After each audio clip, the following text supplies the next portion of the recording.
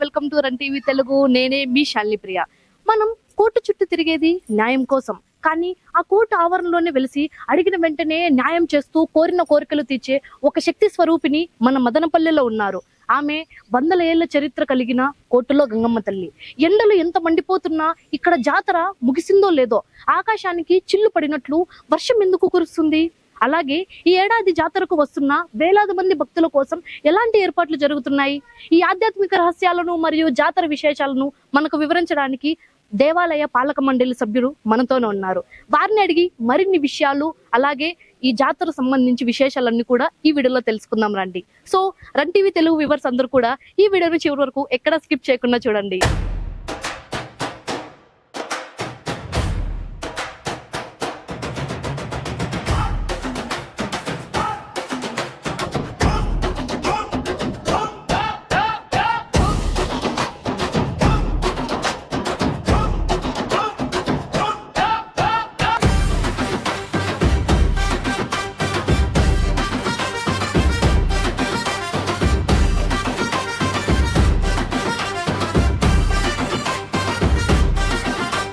చూసుకున్నట్లయితే మదనపల్లిలోని కోర్టులో గంగమ్మ గుడి దగ్గర అయితే ఉన్నాము.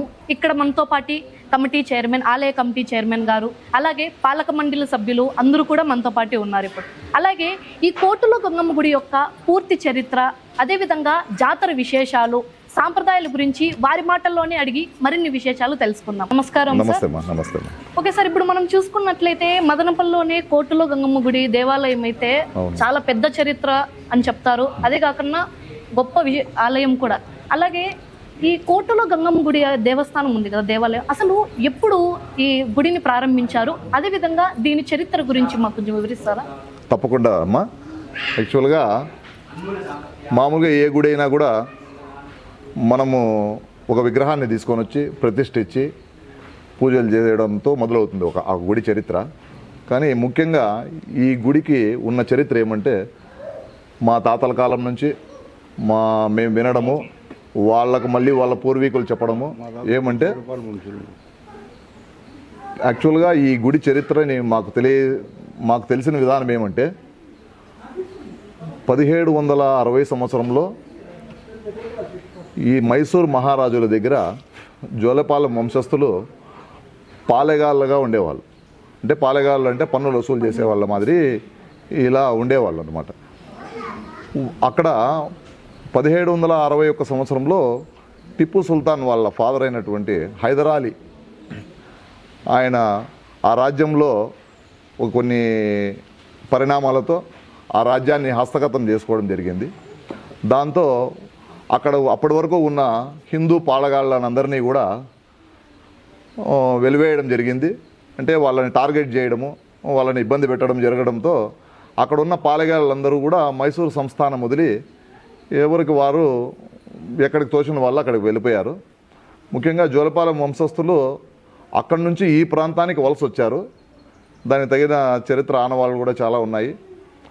అప్పుడు వచ్చేటప్పుడు వాళ్ళ పశు సంపద, వాళ్ళకున్న ధనము, ధాన్యము అవన్నీ తీసుకొని వస్తుంటే ఈ ఏదైతే ఎద్దల బళ్ళు ఉన్నాయో, ఈ ఎద్దల బళ్ళను వచ్చేటప్పుడు కొన్ని, ఇప్పుడు మనకు ఈ గుళ్ళో ఉన్న అమ్మవారి దగ్గర కొన్ని రాళ్ళు మాదిరి ఉంటాయి, మనం రాళ్ళనే పూజిస్తాం. ఆ రాళ్ళు పలికినాయి.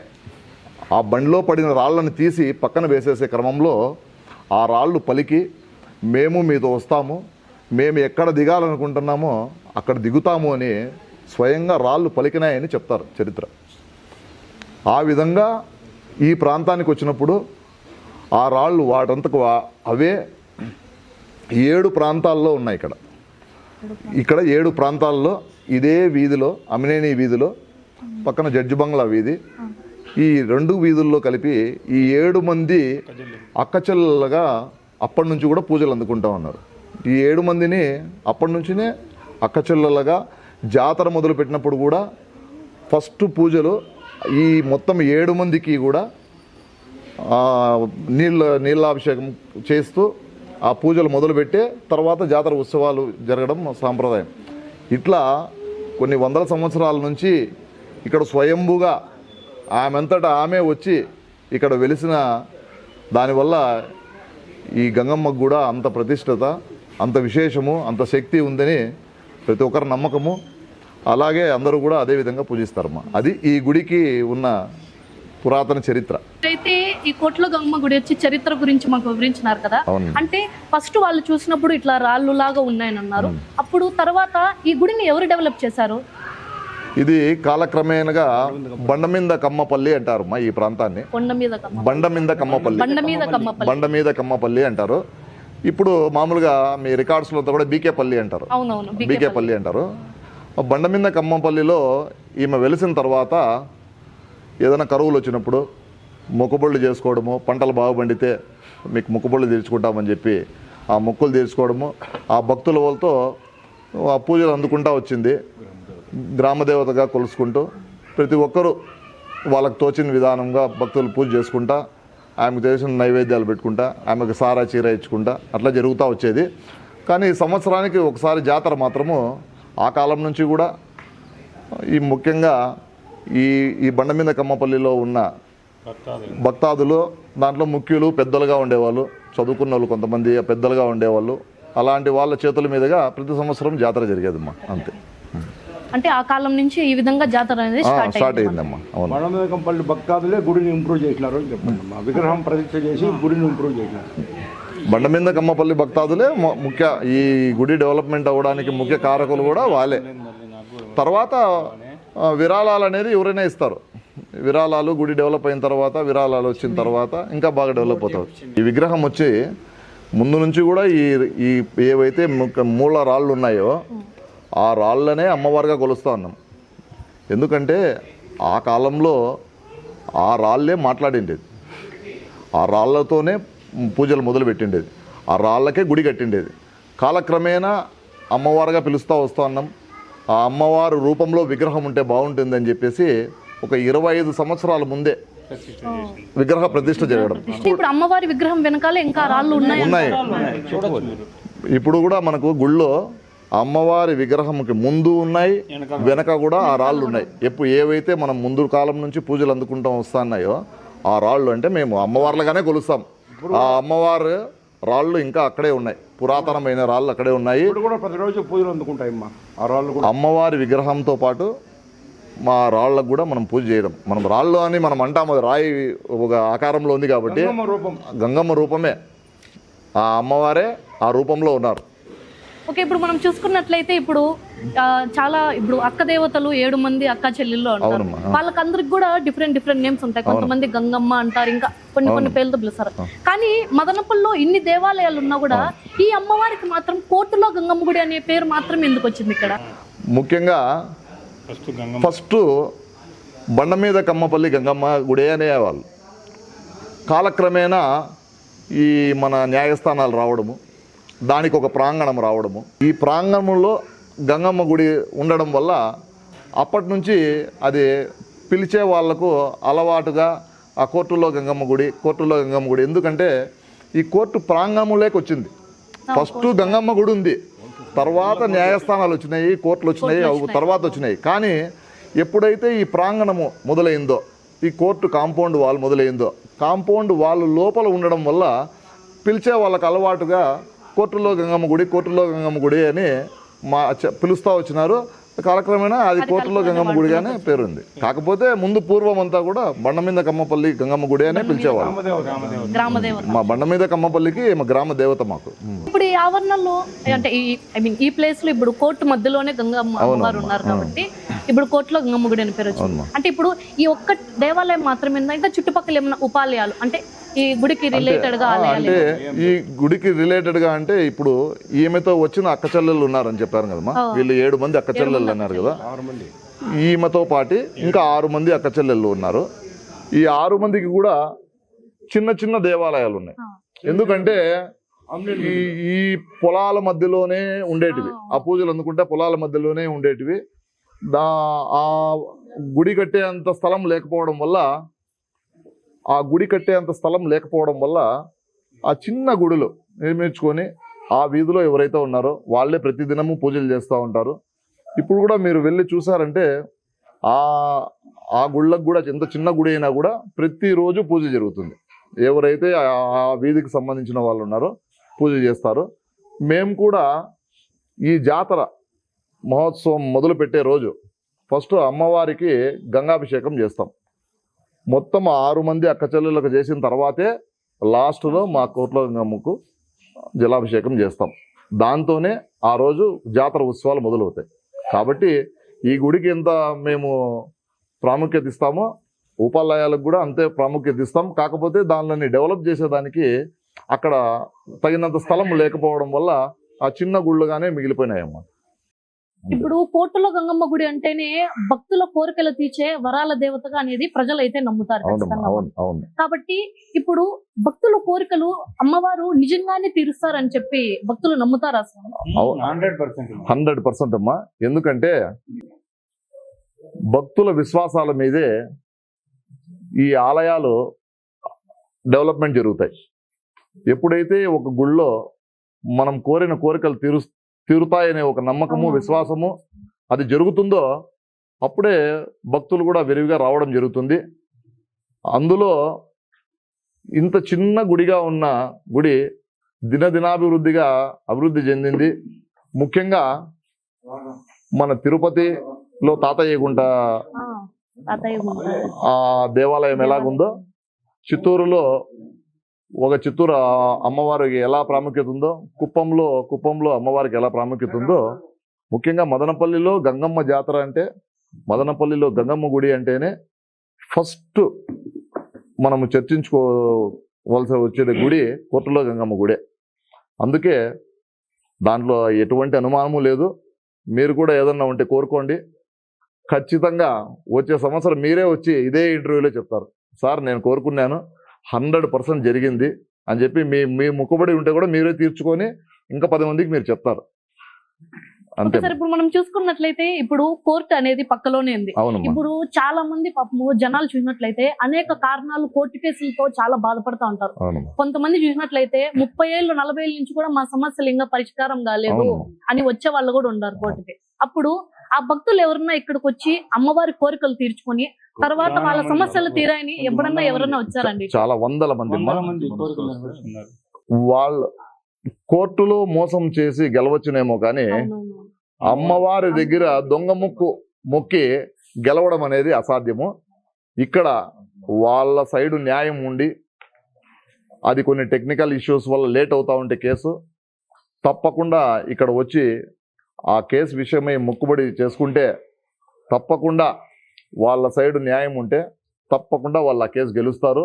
అట్లా గెలిచిన వాళ్ళు కొన్ని వందల మంది ఉన్నారు.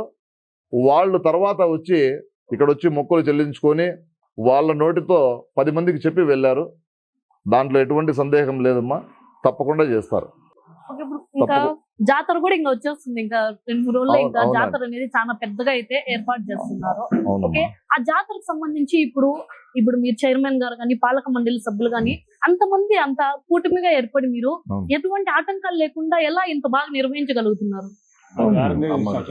ముఖ్యంగా అమ్మా ఇక్కడ మీరు మంచి ప్రశ్న అడిగినారు.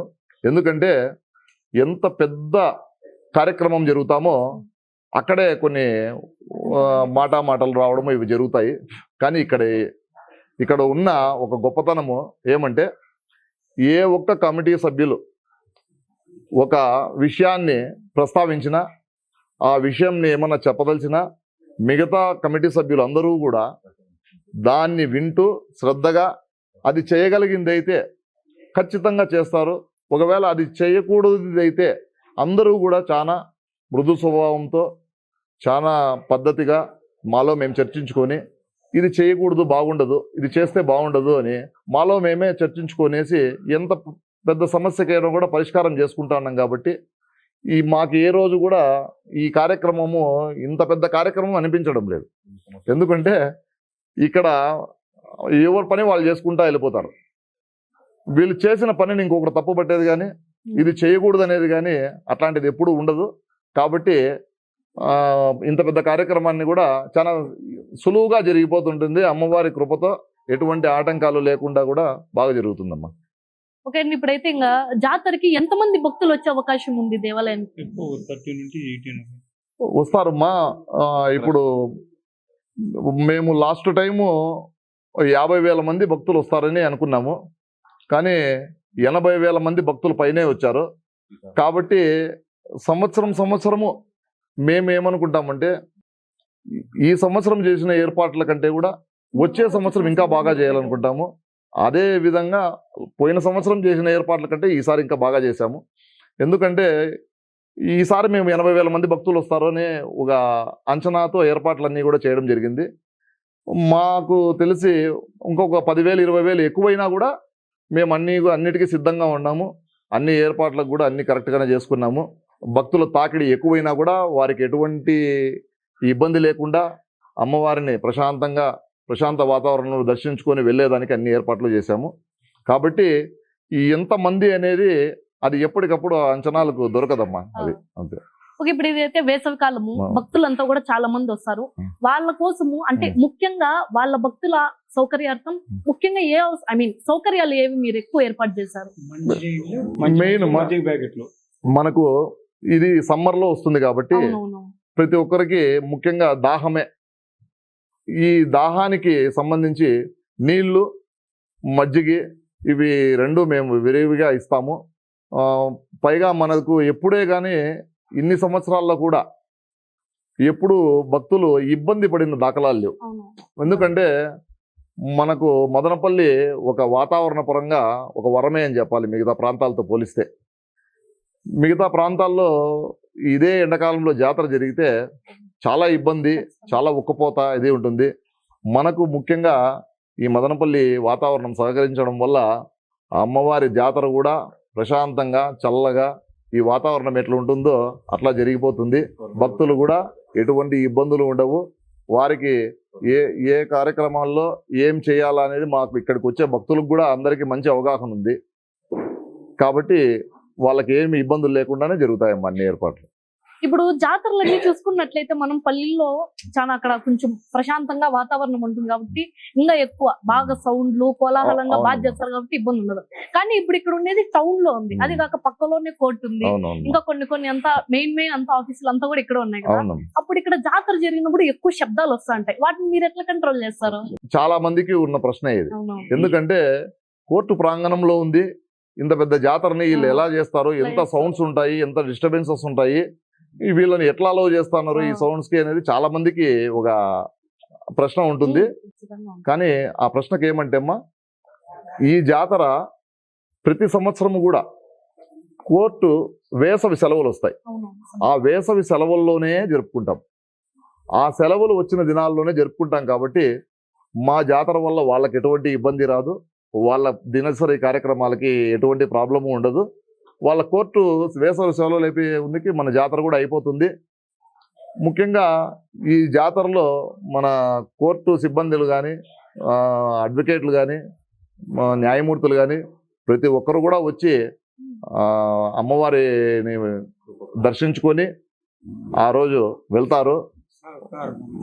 ప్రతి ఒక్కరు కూడా వాళ్ళు కూడా మనకు ఈ కోర్టులో మనకు గంగమ్మ గుడికి వాళ్ళు కూడా అన్ని సహకారాలు అందిస్తారు. ఎందుకంటే ఇక్కడ ఉన్న లాయర్లు కూడా ముఖ్యంగా అంతా ఇక్కడ బండమింద కమ్మపల్లిలో ఎక్కువ ఉన్న వాళ్ళే కాబట్టి వాళ్ళకు ఆమె శక్తి, ఆమె కృప, ఆమె దయాదాక్షిణ్యాలు అన్నీ తెలుసు కాబట్టి వాళ్ళు కూడా మనకు సహకరిస్తారు. ఏ ఇబ్బంది లేకుండా కార్యక్రమం చేసుకుంటాం.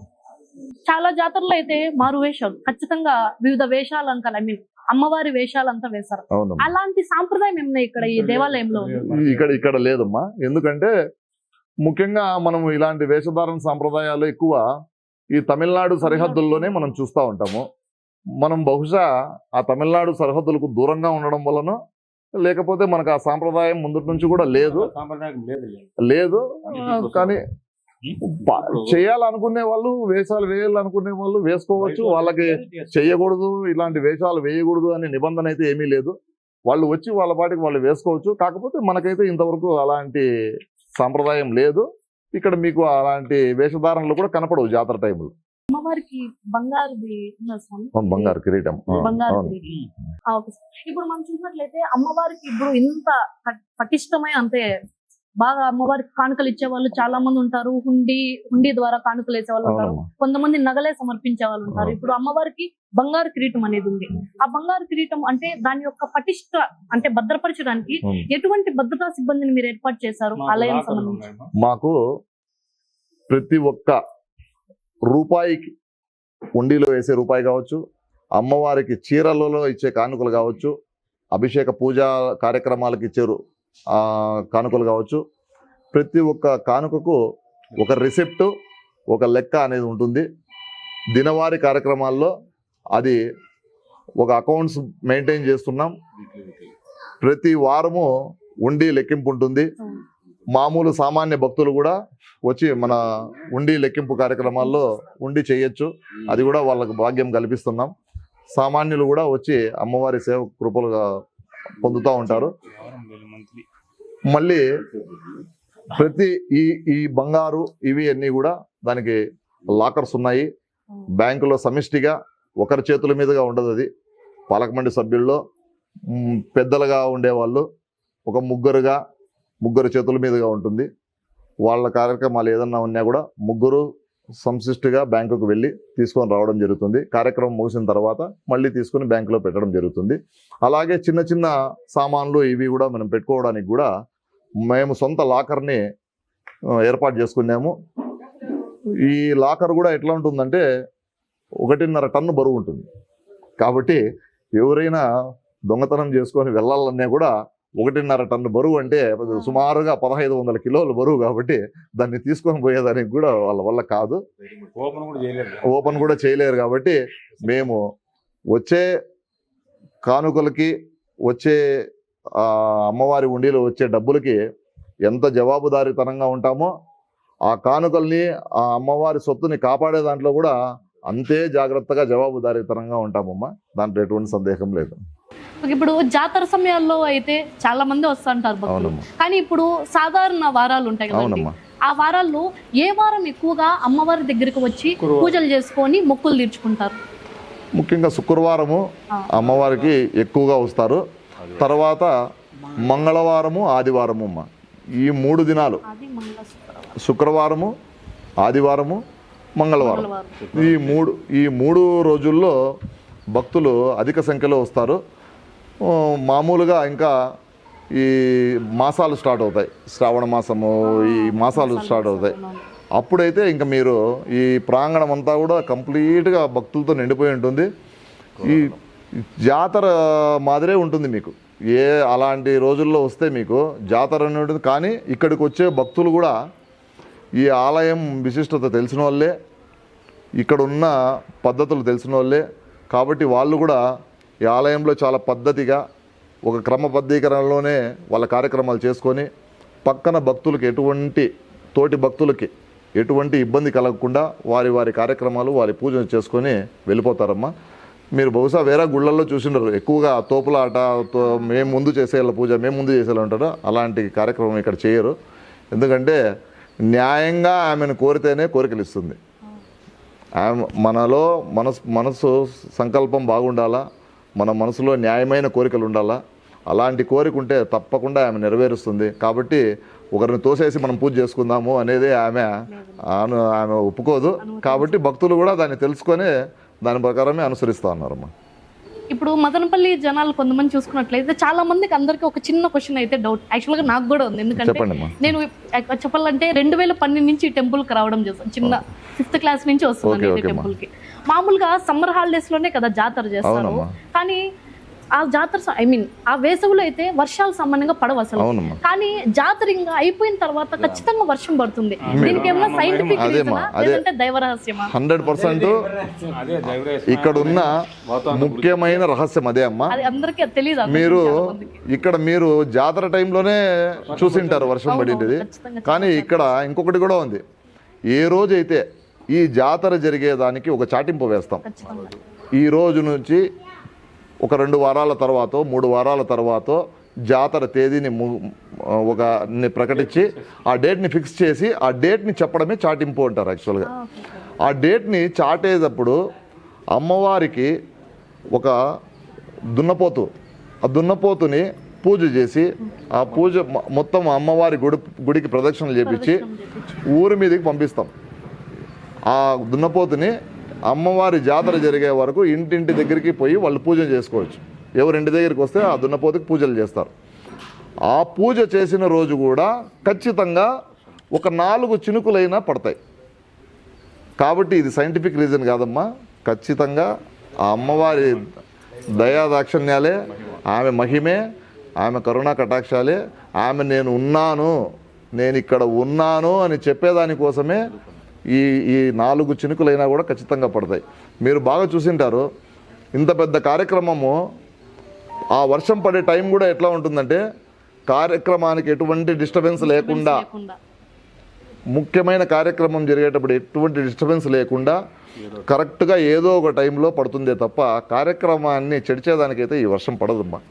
కాబట్టి ఇది అమ్మవారి దయాదాక్షిణ్య కృపా కటాక్షాలతో జరిగే విషయమే. అమ్మవారి అది కృపే, మహిమే, అది సైంటిఫిక్ రీజన్స్ ఏం లేవమ్మా, అంతే. ఓకే సార్, ఇప్పుడు మనం చూసినట్లయితే జాతరలో ఇప్పుడు జాతర జరుగుతుంది. ఈ జాతరలో భక్తులందరికీ బాగా ఆకట్టుకునే విశేషమైన ఘట్టం ఏది ఈ జాతరలో? ఇప్పుడు వచ్చే జాతరలో మామూలుగా అయితే ప్రతి ఒక్క కార్యక్రమము చాలా బాగా ఉంటుందమ్మా. మీరు ఈ విద్యుత్ దీప అలంకరణ బహుశా మీరు మొత్తం అంతా పండగ రోజు చూసారంటే కదా మీరు ఇంకా కొద్దిగా ఇప్పటికే 90% అయిపోయింది. ఇంకా పండగ రోజు వచ్చినారంటే మీరు ఖచ్చితంగా 100% కంప్లీట్ ఉంటుంది. ఈ విద్యుత్ దీపాల అలంకరణ మొదటిది మనకు ఈ చుట్టుపక్కల ప్రాంతాల్లో మీకు తిరుపతి కానీ, చిత్తూరు కానీ, కుప్పం కానీ ఇంత పెద్ద తరహాలో జాతర చేసినా కూడా ఇంతటి విద్యుత్ దీప అలంకరణ ఎక్కడా ఉండదు. రెండవది అయితే మన ఊరేగింపులు జరుగుతాయి. 2 ఊరేగింపులు జరుగుతాయి. ముఖ్యంగా మనకు ఏదైతే ఈ సాంప్రదాయంలో భాగంగా అమ్మవారి విగ్రహ ప్రతిష్టకు ముందు కళ్ళు కుండల సాంప్రదాయం ఉంది. కళ్ళు కుండలని అంటే చలవ చేసేదానికోసము. ఆ కళ్ళు అనేది ఏమంటే ఒక సైంటిఫిక్ రీజన్స్లో చెప్పాలంటే కూడా చల్లదనాన్ని ఇస్తుంది. గంగమ్మ అంటే గంగ అంటే నీళ్లు, ఆమె చల్లదనం ఇస్తుంది.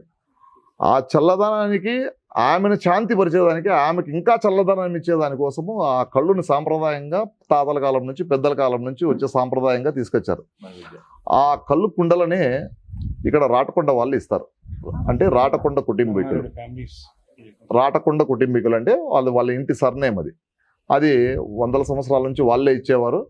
అట్లే అది సాంప్రదాయంగా తీసుకుంటాం. ఆ కళ్ళు కుండలు తీసుకొని వెళ్ళే దానికోసము ఊరేగింపుగా పోతాం. అది రెండవది చాలా బాగా ఉంటుంది. అది డప్పులు, మొత్తం మేళ తాళాలు, మొత్తం ఈ సౌండ్ సిస్టమ్స్ పెట్టుకొని బాగా యువత, పెద్దోళ్ళు అందరూ కూడా పోయేసి ఆ కళ్ళు కుండలని ఆమెకు తీసుకొని వస్తున్న నైవేద్యంగా భావించి ఎంతో భక్తి శ్రద్ధలతో మంచి ఊరేగింపుగా పోయి తీసుకొని వస్తారు. అది 2. మూడవది అది తెచ్చి పెట్టేసిన తర్వాత అమ్మవారి విగ్రహాన్ని తీసుకొని వస్తాం.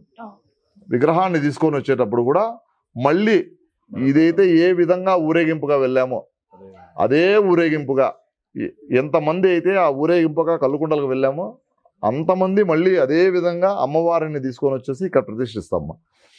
మళ్ళా రెండో రోజు అమ్మవారిని ఊరేగింపుగా తీసుకొని వెళ్ళి ఈ జల్దిలో కలుపుతాం. జల్దిలో కలపడం అంటే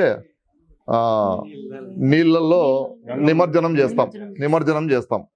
ఆ నిమజ్జనం చేసేటప్పుడు కూడా కొన్ని వేల మందితో ఊరేగింపు ఉంటుంది. అది కూడా మీకు చాలా బాగా ఆకట్టుకునే విషయం. ఆ రోజు అయితే మీరు ఆలయ ప్రాంగణంలో పుష్పాలంకరణ జరుగుతుంది పూలతో. ఇప్పుడు ఇదంతా లైట్స్ ఉన్నాయి కదమ్మా, ఈ లైట్స్ అన్ని ప్లేస్ లో దానికి మొత్తం అంతా కూడా ఫ్రెష్ ఫ్లవర్స్ వస్తాయి. నాట్ ఆర్టిఫిషియల్ ఫ్లవర్స్, అన్ని కూడా న్యాచురల్ ఫ్లవర్సే. చాలా బాగుంటాయి. అంతకుముందు సంవత్సరము ఈ పళ్ళతో చేసినాం. అట్లా ఒక్కొక్క అలంకరణ. ఇది ముఖ్యంగా భక్తులు దర్శించుకుని వచ్చే భక్తులకు ముఖ్యంగా ఇదే ప్రాంగణం నుంచి వెళ్తారు కాబట్టి దర్శనం చేసుకునేటప్పుడు ఇది ముఖ్యమైన ఆకర్షణగా నిలుస్తుందమ్మా ఈ పూల అలంకరణ. కులాలు ఆ, విశేషంగా అంటే ఇది విశేషంగా ఆకట్టుకుంటుంది. బాగా ఆడవాళ్లకు పూలు ఇష్టం కాబట్టి ఇది బాగా ఆకట్టుకుంటుంది. ఇన్ని విశేషాల గురించి మాట్లాడుకున్నాము. ఒక్క విషయం చెప్తానమ్మా, తిరుపతి గంగమ్మ జాతర చాలా famous, Chittoor famous, Kuppam famous. వాటికి ఈ కోర్టులో జరిగే జాతరకి ఒక తేడా ఉంది. తిరుపతి అనుకోండి, మొత్తం తిరుపతి పట్టణానికి జాతర, చిత్తూరు మొత్తం చిత్తూరు జాతర. కానీ ఈ కోర్టులో అనేది కేవలము బండ మీద కంబాలికి మాత్రమే. బండ మీద కంబాలి అంటే ఇక్కడ పోస్ట్ ఆఫీస్ ఉంది కదా, అక్కడ నుండి నీరెడ్డిపల్లి దాకా బండ మీద కమ్మపల్లి వాళ్ళకు మాత్రమే జాతర. మిగిలిన వాళ్ళకి కూడా జరుగుతాయి, కానీ ప్రతి ఏటా కాదు. వాళ్ళకు 5 సంవత్సరాలకి 3 సంవత్సరాలకి జరుగుతాయి. కానీ ప్రతి ఏటా జరిగే బండం మీద కంపల్లికి మాత్రమే జరిగే జాతరకు ఇంతమంది భక్తాదులు వచ్చి అమ్మవారి ఆశీస్సులు పొందుతారంటే అమ్మవారి యొక్క విశిష్టత ఎంతో భక్తాదులందరికీ తెలుసు అని ఈ సందర్భంగా తెలియజేస్తున్నాం. ఇప్పుడు జాతర సమయంలో మాత్రమేనా భక్తులకు అన్నప్రసాదము, లేదంటే మిగతా సమయాల్లో నార్మల్ డేస్ లో కూడా భక్తులకు అన్నప్రసాదం కల్పిస్తారా? మామూలుగా ప్రసాదం పెడతాము, అన్నం ప్రసాదం అయితే ఇప్పటి వరకు ఏర్పాటు చేయలేదు. కానీ ఎప్పుడో ఫ్యూచర్లో దాతలు ముందుకు వస్తే ఏర్పాటు చేయడానికి మేము సిద్ధంగా ఉన్నాం. అంటే మీరు ఇంకా ఈ జాతరని దృష్టిలో పెట్టుకొని కాకుండా ఇంకా ఫ్యూచర్ లో కూడా బాగా ఇంకా ఈ టెంపుల్ ని ఇంకా ఎక్కువ డెవలప్ చేద్దామని ఏమన్నా ఆలోచనలో ఉన్నారా? ఇంకా ఫ్యూచర్లో ఎక్కువ డెవలప్ చేయాలంటే మనకు స్థల ప్రభావము, ఎందుకంటే కోర్టులో ఉంది కాబట్టి కొన్ని టెక్నికల్గా కొన్ని ప్రాబ్లమ్స్ ఉంటాయి. కాబట్టి మేము చేయలేకపోతున్నామ్మా, లేకపోతే మేము ఎన్నో చేయాలని ఉంది మాకు. కాకపోతే స్థలము మనకు ఇక్కడ పరిమితిలో ఉండడం వల్ల డెవలప్మెంట్ కూడా ఆ స్థలానికి ఎంత పరిమితి ఉంటుందో అంతవరకే చేయగలము. తర్వాత మనకు స్థలం లేదు కాబట్టి చేయడానికి కూడా కష్టం అవుతుంది. ఇక్కడ గంగమ్మ తల్లికి ప్రతిరోజు కూడా ఏదో ఒక అభిషేకం చేస్తా ఉంటారు. ప్రతిరోజు అభిషేకం ఉంటుంది మా, ప్రతిరోజు అభిషేకం ఉంటుంది. అమ్మవారి విగ్రహంతో పాటు ఆ వెనక ఉన్న రాళ్ళకు కూడా అభిషేకాలు ఉంటాయి మా ప్రతిరోజు. ఇప్పుడు జాతరకి మదనపల్లిలో వాళ్ళే కాదండి, దూరం ప్రాంతాల నుంచి కూడా వస్తారు. ఇప్పుడు మనం చూసినట్లయితే వాళ్ళకంటూ ఏదైనా సపరేట్ ఫెసిలిటీస్, వసతి సౌకర్యాలు ఏమైనా ఏర్పాటు చేస్తారా? అలాంటి ఏర్పాట్లు అయితే ఏం లేవు. అంటే ముఖ్యంగా ఇక్కడికి వచ్చే భక్తులకు కూడా ఇక్కడ ఉన్న పరిస్థితి తెలుసు కాబట్టి వాళ్ళు కూడా వాళ్ళ ఏర్పాట్లు చేసుకునే వస్తారు. ఇక్కడ వసతుల మీద ఏమి ఆధారపడి రారు. ఎందుకంటే పొద్దున 6 గంటల నుంచి మధ్యాహ్నం 11-11:30 వరకు ఉంటుంది. తర్వాత గుడి మూసేసి మళ్ళీ సాయంత్రంగా 6 గంటలకు 5:30 అట్లా తెరచడం జరుగుతుంది. కాబట్టి పూర్తి రోజంతా ఉండదు కాబట్టి వాళ్ళకు కూడా ఈ గుడి మీద అవగాహన ఉంది. దానికి అనుగుణంగానే వాళ్ళు కూడా వచ్చి వాళ్ళ సౌకర్యాలు చూసుకొని వాళ్ళే పూజ చేసుకొని వాళ్ళ టైం అనేది ఫిక్స్ చేసుకొని ఆ టైం లోపలే చేసుకొని వెళ్ళిపోతారు ఇబ్బంది లేకుండా. దానికోసం ఇక్కడ వసతులు కూడా ఏమంత ఏర్పాటు చేయాల్సిన అవసరం కూడా ఏమి లేదు. ముఖ్యంగా జాతర సమయంలో ఇక్కడ అమ్మవారు వచ్చి వివిధ శక్తుల రూపంలో తిరుగుతారని చెప్పి ఇంకా కొన్ని వింతలు జరుగుతాయని భక్తుల ముఖ్యమైన నమ్మకం. దాంట్లో ప్రత్యక్ష సాక్షుల్లో ముఖ్యంగా నేను ఒకనిమ్మ. కరెక్ట్గా 2 సంవత్సరాల ముందు జాతర మొదలుపెట్టే సమయం స్టార్ట్ అయింది. ఇక్కడ ఎనుపోతుకు పూజ చేస్తాము. ఇక్కడ ఎనుపోతుకు పూజ చేసినప్పుడు మొత్తం అందరూ కూడా ఇక్కడే ఉంటారు, మొత్తం చుట్టూరు ఇక్కడే ఉంటారు. ఆ రోజు మేము మా కుటుంబ సభ్యులు ఒక 10-12 మంది, నేను ఒక్కనే ఉండంగా అనుభవం చెందింది కాదు ఇది, 10-12 మంది ఒక సమూహంగా ఉన్నప్పుడు అనుభవం జరిగింది మాకు ఇది.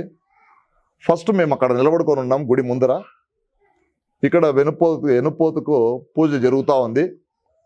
ఒక 2-3 సార్లు గజ్జలు, ఒక పెద్దపాటి గజ్జలు, ఒక 10 గజ్జలు అనుకోండి, ఒక 10 గజ్జలు వేసుకొని ఒక మనిషి అడుగు పెడితే ఎట్లా వస్తుంది సౌండ్, అంతటి శబ్దము మెల్లగా జల్ జల్ జల్ అని ఒక 3 సార్లు వినపడింది.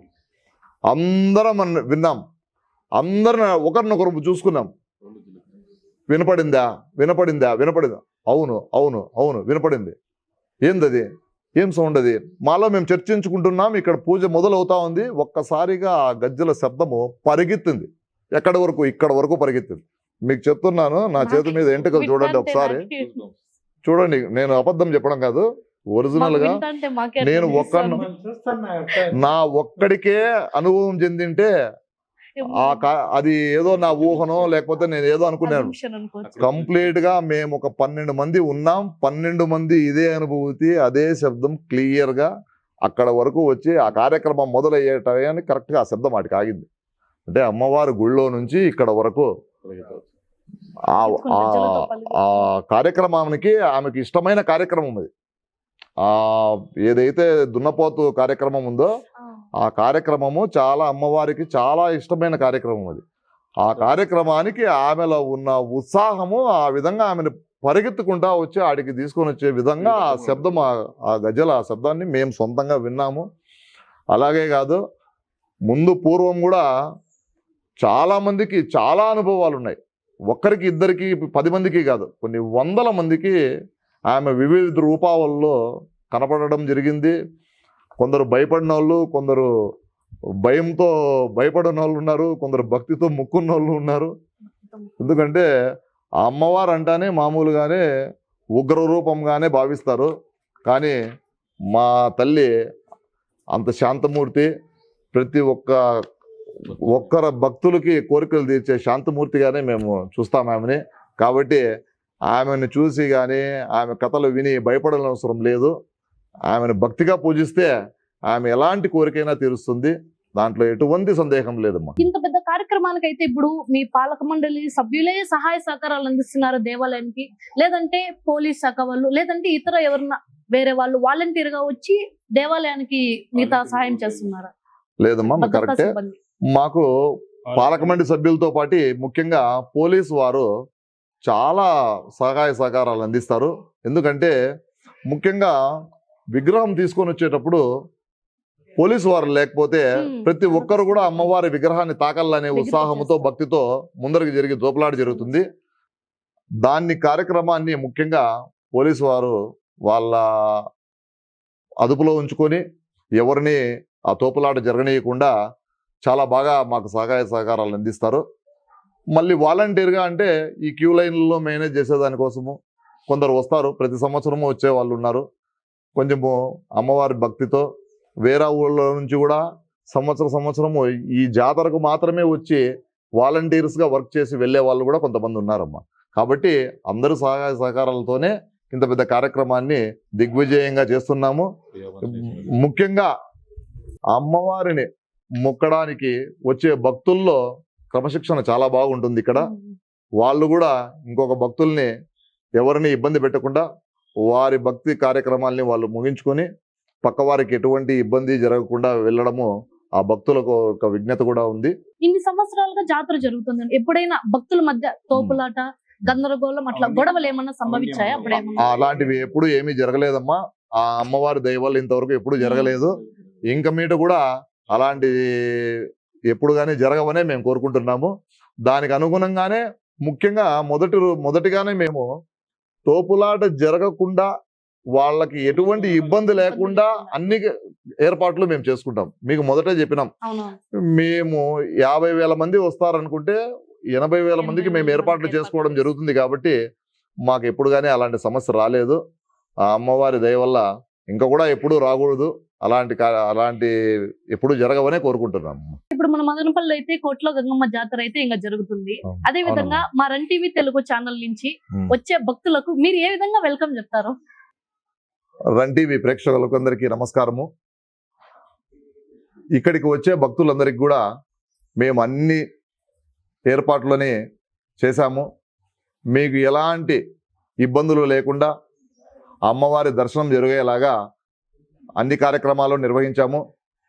కనుక మీరు అమ్మవారిని వచ్చి దర్శించుకొని ఆమె కృపకు పాత్రలు కావాలని, మీ కోరికలు అమ్మవారు తీర్చాలని కోరుకుంటూ ప్రతి ఒక్కరూ కూడా వచ్చి అమ్మవారిని దర్శించుకోవాల్సిందిగా కోరుతున్నాం. అలాగే రన్ టీవీ యాజమాన్యానికి కూడా, కేవలం రన్ టీవీ ప్రేక్షకులకే కాదు, రన్ టీవీ యాజమాన్యానికి కూడా వచ్చి మీరు కూడా అమ్మవారిని దర్శించుకొని ఆ రోజు మీరు కూడా ఇంకా ఉన్నత స్థాయికి ఉన్నత శిఖరాలు అధిరోహించాలని చెప్పి మేము కోరుకుంటూ సెలవు తీసుకుంటున్నాం. మన మదనపల్లి నివాస ప్రజలందరికీ కూడా ఆ కోర్టులో గంగమ్మ తల్లి యొక్క దీవెనలు ప్రతి కుటుంబానికి కలగాలని రన్ టీవీ తెలుగు తరపున మనస్ఫూర్తిగా కోరుకుంటున్నాం.